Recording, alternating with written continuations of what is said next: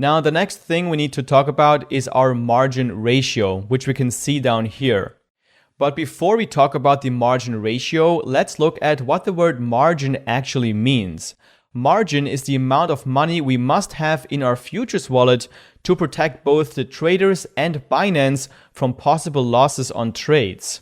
So the margin acts as collateral on our future positions. Now, the margin ratio is our indicator to see how close we are to get our future position liquidated. If the margin ratio hits 100%, liquidation will be triggered.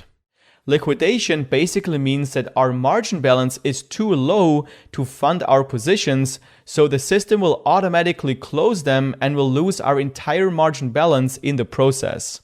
So for example, if we go long on Bitcoin, but the price of Bitcoin keeps declining, then the required margin to keep our position open might become higher than our available margin balance, which at that point, the margin ratio hits 100% and all of our positions are closed to make sure we can cover our losses with the margin balance we still have.